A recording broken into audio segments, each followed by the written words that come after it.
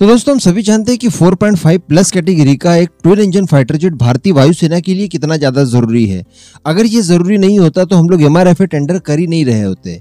तो काफ़ी समय से हम लोग इंतजार कर रहे थे कि तेजस का ट्विन इंजन वेरिएंट आएगा भारतीय वायुसेना के लिए, या जिसे टेड BF का एयरफोर्स वेरिएंट भी कहा जाता था, या फिर सीधे शब्दों में कहा जाए तो ओरका को लेकर हम सभी लोगों की एक्सपेक्टेशंस काफ़ी हाई थी, क्योंकि 4.5 जनरेशन की कैटेगरी में ये बहुत ही शानदार फाइटर जेट होने वाला था, जो कि ट्विन इंजन होता, 26 टन कैपेसिटी वाला।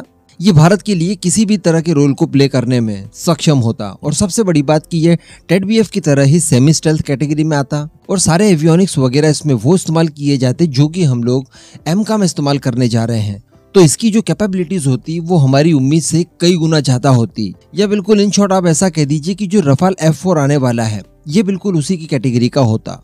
अब अगर इस परियोजना की बात की जाए, यानी ओरका परियोजना की, तो इसके लिए पहले ADA की तरफ से भारतीय वायुसेना के सामने एक ऑफर रखा गया था, और ये कहा गया था कि देखिए हम बहुत ही थोड़े बदलाव करके टेड BF को ओरका में कन्वर्ट कर सकते हैं। यानी टेड BF की जो फोल्डेबल विंग्स होंगे उनको फोल्डेबल ना रखा जाए, साथ ही जो लैंडिंग गियर से थोड़े से हल्के करके उसके बाद भारतीय वायुसेना को सौंप दिए जाए ओरका के रूप में। और ये परियोजना भारत के पॉइंट ऑफ व्यू से काफी ज्यादा अच्छी भी थी। इसके पीछे का कारण ये था कि अगर हम लोग टेड BF का ही केवल निर्माण करेंगे तो देखिए हमें उसकी ज्यादा रिक्वायरमेंट नहीं है।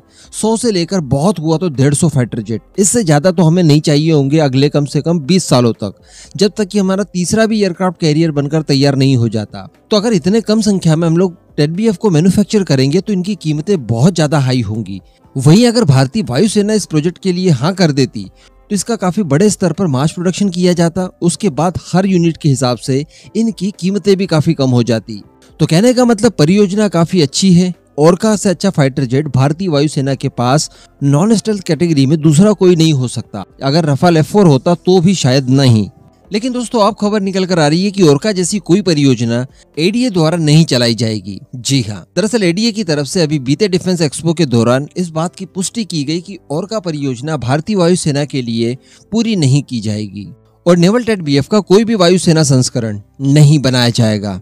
ये केवल डेक से ऑपरेट होने के लिए बनाया गया है और वहीं तक इसे सीमित रखने की योजना है। और इसके पीछे का कारण है कि भारतीय वायुसेना ने इसमें बिल्कुल भी रुचि दिखाई ही नहीं, और अपनी सारी रिक्वायरमेंट पूरी करने के लिए 25 टन कैपेसिटी में एमका और साथ ही 17.5 टन कैपेसिटी के साथ तेजस मार्क II इन्हीं 2 फाइटर जेट से की जाएगी, जो कि अगले 15 से 20 सालों तक भारतीय वायुसेना का हिस्सा होंगे, और जितनी भी रिक्वायरमेंट होती भारतीय वायुसेना की उसे ये पूरी करेंगे। और अब चूंकि ओरका परियोजना के शुरू होने की किसी तरह की कोई आशा नहीं बाकी रह गई, तो इसके बाद काफी हद तक दिक्कत जा सकती है टेड BF को लेकर, और ये बताया जा रहा है कि बहुत ज्यादा महंगे भी हो सकते हैं, क्योंकि बताया जा रहा है कि इस समय केवल 45 यूनिट की आवश्यकता हमें पड़ेगी। जी हाँ, यानी केवल 45 की संख्या में टेड BF का निर्माण किया जाने वाला है, और इसका मेन उद्देश्य होगा कि जो MiG-29K है हमारे नौसेना के बेड़े में, उन्हें पूरी तरह से रिटायर किया जाए, उन्हें रिप्लेस किया जाए। हालांकि इसके बाद में 100 तक इन्हें खरीदा जा सकता है, क्योंकि अगर ओरिजिनली देखा जाए तो आने वाले कुछ सालों के बाद भारतीय नौसेना के पास कुल मिलाकर 3 युद्धपोत होंगे। तो अगर इन तीनों की ही आवश्यकता देखी जाए तब जाकर कहीं 100 यूनिट्स तक का आंकड़ा बैठता है। लेकिन इससे पहले तो इतने सारे मैन्युफैक्चर कर लेना पॉसिबल नहीं है, क्योंकि हमारे पास इतनी आवश्यकता ही नहीं रहेगी।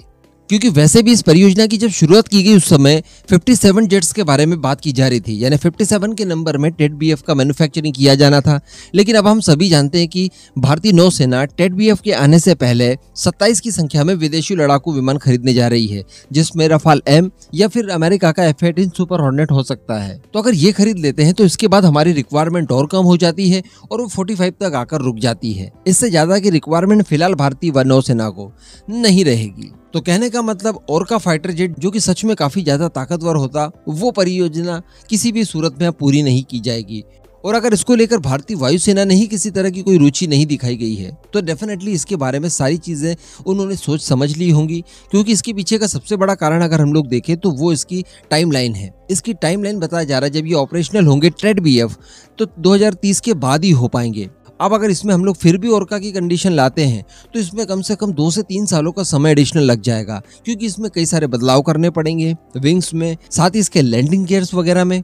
तो इन सब चीजों में 2 से 3 सालों का समय लगना तो बिल्कुल पॉसिबल है। तो कहने का मतलब ओरका परियोजना अगर हम लोग शुरू करें तो इसमें और 2 से 3 साल लग जाएंगे। तब तक तो हमारे पास भारी मात्रा में एमका फाइटर जेट उपलब्ध होंगे। अब आप नीचे कमेंट करके बताइएगा आपका इस पूरे मुद्दे पर क्या मानना है। क्या आपके हिसाब से ओरका को आना चाहिए या फिर नहीं, एम का ही काफी होगा? नीचे कमेंट करके जरूर बताइएगा।